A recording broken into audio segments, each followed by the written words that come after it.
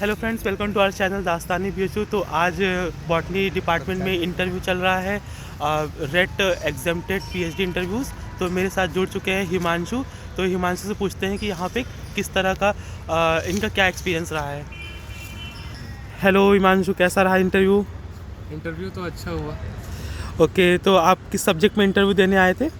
आज जो सब्जेक्ट था वो था applied microbiology. Applied microbiology.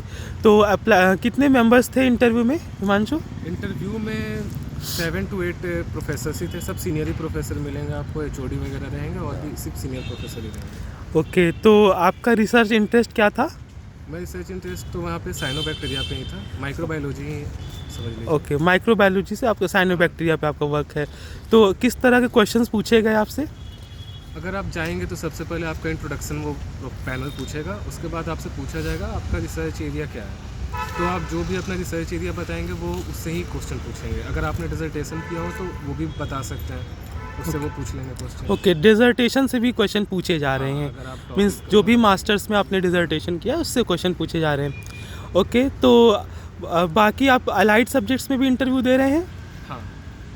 Okay, तो कौन कौन से सब्जेक्ट्स हैं यहाँ पे अलाइड में? अलाइड में applied microbiology and environmental science है यहाँ पे। ओके, तो आपके एक्सपीरियंस इंटरव्यू में जो पैनल्स थे वो सारे अलग अलग फील्ड के ही प्रोफेसर्स थे। हाँ, तो क्या वो करंट सिनेरियो भी पूछ रहे हैं या सिर्फ आपके रिसर्च इंटरेस्ट से क्वेश्चन पूछ रहे हैं?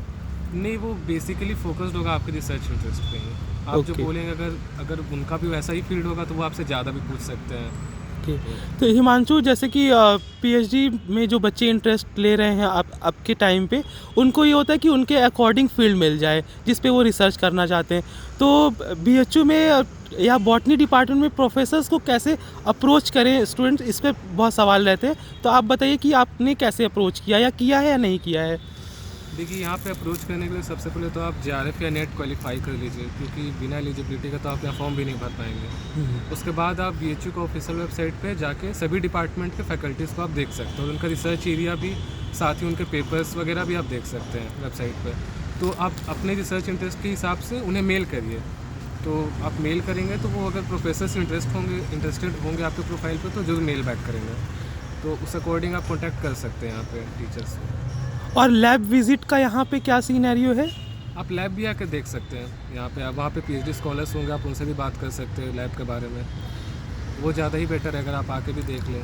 ओके, सो हिमांशु, जैसे कि पीएचडी इंटरव्यूज़ तो अब क्योंकि सिनेरियो यहाँ पे इस तरह से चल रहा है कि मेथड्स चेंज हो गए। मीन्स रेट एग्जाम्प्टेड के एग्ज़ाम्स अब नहीं हो रहे, इस बार रेट नेट और जेआरएफ बेसिस पे इंटरव्यू कॉल लेटर्स गए हैं स्टूडेंट्स को। तो आप ये बताइए कि इसके क्या प्रोसेस है और किस तरह से इसको फॉर्म फिल करना चाहिए जो अभी आगे के जनरेशन में आने वाले स्टूडेंट्स हैं। अगर आप फॉर्म फिल करेंगे तो पहले तो जेआरएफ, अगर आपका जेआरएफ है तो आपको जेआरएफ मोड में फॉर्म भरना होगा। और जेआरएफ मोड में फिर आपको सेलेक्ट करना होगा कि आपका कौन सा जेआरएफ है, यूजीसी, डीबीटी या फिर सीएसआई जेआरएफ। ओके, उस अकॉर्डिंग फिर आपको फॉर्म फिल करना, अपने 10, 12 और बेसिक बीएससी एमएससी वगैरह के मार्क्स फिल करने हैं। बस इतना ही होगा। और फिर अगर आप जेआरएफ है तो आप नेट मोड भी फिल कर सकते हैं। ओके, मतलब अगर आपके पास जेआरएफ है तो आप दोनों सारी फील्ड्स में अप्लाई कर सकते हैं। इससे चांसेस बढ़ जाएंगे एक्चुअली एडमिशन के। ओके हिमांशु, और आप ये बताइए कि बॉटनी डिपार्टमेंट में ही आपको इंटरेस्ट क्यों आया? अदर इंस्टीट्यूट में क्यों नहीं आप जा रहे हैं? क्या इंटरेस्ट है कि आप डिपार्टमेंट ऑफ बॉटनी बीएचयू को ही चूज़ कर रहे हैं? एक्चुअली जो बीएचयू का बॉटनी डिपार्टमेंट है ये इकलौता ही है इंडिया में जो कि बहुत ही अभी भी क्लासिकल फोकस्ड है। मतलब क्लासिकल एंड मॉडर्न का बहुत अच्छा ब्लेंड है यहाँ पे। ओके, यहाँ मतलब यहाँ पे अगर आप एल्गी को देखें या फंगाई या इकोलॉजी, यहाँ पे अच्छे रिसर्च हो रहे हैं तीनों फील्ड में। और मॉडर्न भी है, क्लासिकल भी है, और हमारा बैकग्राउंड भी ज़्यादा क्लासिकल से है। तो अगर हम आईएससी पे फोकस करें तो वहाँ पे क्लासिकल कुछ भी नहीं है, बहुत ही अलाइड हो चुका है, वहाँ पे इंटीग्रेट हो रहा है सब कुछ।